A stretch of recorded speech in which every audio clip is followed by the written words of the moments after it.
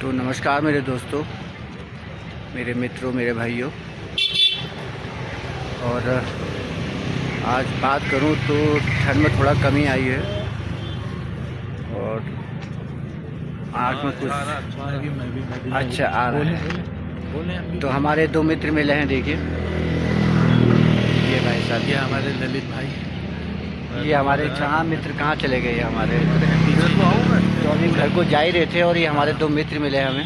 ये चाहिए मुझे, शाम को दिखना चाहिए, दिखेगा आपको, दिखेगा भाई साहब बिल्कुल थोड़ा। ये हमारे आदिल भाई हैं और एक हमारे भाई साहब इधर भी हैं, इनसे भी आपकी हम जान पहचान करवाते हैं। क्या शुभ नाम हुआ भाई साहब आपका? शान ना।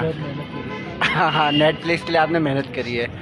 तो ये हमारे अभी मित्र मिले थे हमें और घर जाने का समय हो गया ना। रात को जब हम घर जाते हैं भाई साहब, तो घर के अंधेरे में जब घर को जाते हैं ना, जंगल का रास्ता है अपना, तो है नहीं है जंगल का रास्ता भाई साहब? रास्ता है, बिल्कुल है कुछ। हाँ। उसमें छल कपट वाली बात होती कि नहीं होती है? बिल्कुल होती है, होती नहीं है, बिल्कुल रास्ता। तो चलिए आज उसी के बारे में बात करता हूँ और आपको बताता हूँ मैं। तो जब भी हम रात के जंगल में घर को जा रहे होते हैं ना भाई साहब, तो ये सोच के ना चलें कि वो सिक्योर हैं। आप जब घर को जा रहे हैं अंधेरे में, तो एक और मित्र मिल गए हैं। देखिए बीच में एक और मित्र से हमारी मुलाकात हो गई। ये हमारे गोविंद भाई है, सही बता रहा हूँ मैं साहब? गोविंद भाई जी हमारे मिल गए हैं। कहाँ आपका निवास बताया था आपने पिछली बार? 7 नंबर से मेरा निवास अल्मोड़ा, जो है मेरा जन्मदिनी अल्मोड़ा बहुत अच्छी जगह है, वो घूमने लायक पैसे बहुत अच्छी जगह है। वहाँ से हिमालय व्यू और वहाँ एक मंदिर है बहुत बढ़िया। तो थोड़ा सा ही बताएं आप मेरे को कि जैसे हम लोग ऊपर पहाड़ों में रहते हैं और पहाड़ों में जो हमारे ये जो कहते हैं ना छल कपट होता है जंगलों में, हाँ हाँ, कागजों में छल कपट होता है, रास्ते में भी हो जाता है, लग जाता है कभी कभी, वो सच है कि नहीं?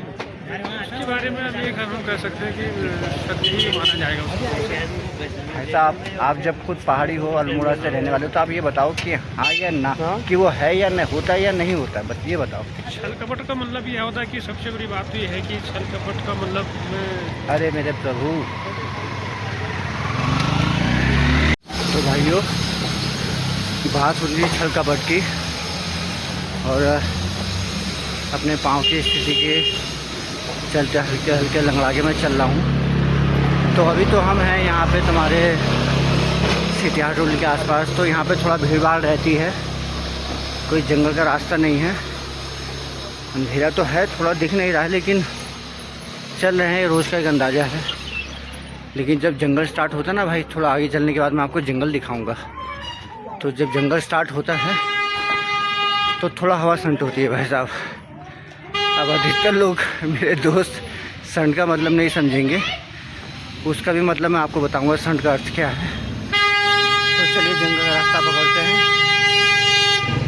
तो मेरे भाइयों, अब देखो आप बैक कैमरे से, रात को 11-12 बजे कुछ लोग इस रास्ते से भी ऊपर आते हैं जिनको अपने अपने घर जाना है, और कुछ हमारे दादा लोग हैं रात के ही समय करीब 11 से 12 बजे के आसपास या 1 बजे के आसपास इस रास्ते से भी घर जाते हैं। वो देखिए सामने जो घर देख रहे हैं, तो सोचिए उस घर और इस घर के बीच में जो डिस्टेंस है ना, अंधेरा देख पा रहे होंगे आप, यहाँ से होकर उनको जाना है। और 12 से 1 बजे का समय आप पकड़े तो भाई साहब सोचें कि आप अकेले आ रहे हैं।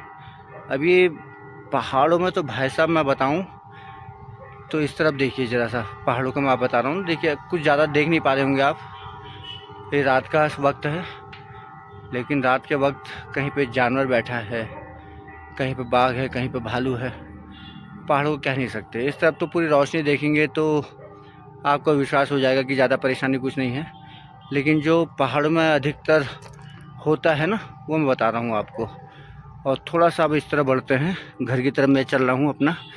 इस तरफ तो देखिए ये जो हमारे नगर पालिका है, तो उनकी तरफ से एक लाइट की व्यवस्था यहाँ पे गई है, देखिए ये दी गई है, तो उजाला रह रहा है। वरना आज से अगर पकड़े 15-20 साल पहले तो भाई साहब हालत ख़राब होती थी, भाई साहब। अब तो थोड़ा उजाला है। तब ये रास्ता नहीं रहता था हमारा, तब हमारा मेन रास्ता रहता था सामने की तरफ, उस तरफ पहाड़ी पे, लेकिन वो रास्ता भी बड़ा डेंजर था भाई साहब। वो एक नैनीताल के फेमस डॉक्टर हैं गंगूला जी, उनके घर के बिल्कुल नीचे से वो निकलता था रास्ता, तो काफ़ी शॉर्ट पड़ता था, इसके मुकाबले काफ़ी शॉर्ट पड़ता था। यहाँ से अगर हमें 20 मिनट लग रहे हैं तो वहाँ से हमको मुश्किल से 10 मिनट लगते थे घर पहुँचने में, लेकिन अंधेरा पूरा होता था उस रास्ते में। मज़ा आता था लेकिन भाई साहब, और हवा भी ठंड रहती थी इसलिए, क्योंकि रास्ते में कुछ दिख ना जाए। चलिए आगे और बात करता हूँ। तो सामने हमारे गोलजू और शनिदेव जी का मंदिर, इनके दर्शन हो गए। चलिए अब मैं वो जगह दिखाता हूँ जहाँ से अधिकतर हमारे जो रेस्टोरेंट में यहाँ पे पहाड़ के लोग जो काम करते हैं, और रेस्टोरेंट जो बंद होता है रात के करीब 12 बजे, भीड़ कभी ज़्यादा होती है तो 1 बजे 11 बजे ऐसा समय रहता है। तो यहाँ से उनका आना होता है भाई साहब। माल रोड में रेस्टोरेंट होते हैं, तो समझिए जो नीचे रोड देख रहे हैं वो रोड से यहाँ तक उनका आना होता है। यहाँ से आने के बाद अपने घर को जाते हैं। अब सोचिए रात के 12-1 बजे हैं, तो उस समय ना तो कोई हमारे जो फैमिली मेम्बर्स कोई और किसी और के फैमिली मेम्बर्स आएंगे, और इस तरफ पूरा जंगल, तो यहाँ से चढ़ के आते हैं भाई साहब। वो भाई साहब दाद देनी होगी उनकी जिगर की यार, जो इतनी रात को भी आ जाते हैं। और इसी रास्ते पे काफ़ी पाठ पूजा वाले भी होते हैं, जो पहाड़ों में पाठ पूजा दी जाती है ना, ऐसे रास्तों पे दी जाती है सुनसान, जहाँ कोई आपको देखे ना। तो भाई साहब मेरे अंदर तो पहले वो जिगरा था, लेकिन जब से मेरे पाँव में दिक्कत हुई है तो तब से वो जिगरा रहा नहीं। और ये देखिए घर तो मेरा थोड़ा इस तरफ लेफ़्ट में है, तो मैं एक बार आपको इस तरफ अंधेरे में दिखा रहा हूँ। देखिए ऊपर लाइट देख रहे हैं आप, एक सिंगल लाइट देख रहे होंगे। सोचिए पूरा जंगल है ये ऊपर, सोचिए क्या भाई साहब, मतलब पूरा जंगल ही है। और इस तरफ जो लाइट देख रहे हैं, इस तरफ मेरा घर है, और ये रास्ता आ गया मेरे घर का। तो 15-20 साल पहले अगर आप अंदाज़ा करें तो सब अंधेरा है भाई साहब, और आपके दिमाग में कहानियाँ भरी पड़ी हैं कि हाँ इस रास्ते पे आपने बड़े बुजुर्ग से सुना हो कि इस रास्ते पे ऐसा है वैसा है करके, अगर छड़-कपट की, तो आपके दिमाग में फिर वही बसता है ना। और सच है भाई साहब, जब मैंने खुद देखा है तो मैं तो मानता हूँ, कोई और माने या ना माने। चलिए इतनी बातें आपके साथ करी है मैंने पहाड़ के विषय में, अच्छा लगा आप लोगों के साथ इतनी बात करके। बाकी कुछ और बातें करूँगा कल किसी नए विषय पे, तब तक मेरे साथ बने रहेंगे, अपना प्यार ऐसे ही मुझे देते रहेंगे। आप सबका धन्यवाद, जो जो मुझे लाइक करते हैं, फॉलो करते हैं और मुझे कमेंट्स करते हैं, उन सब के लिए मैं धन्यवाद ज्ञापित करता हूँ। आगे और बात करेंगे मेरे नए ब्लॉग में, तब तक मेरे साथ चलेंगे, मेरे को अपना प्यार देते रहेंगे। धन्यवाद।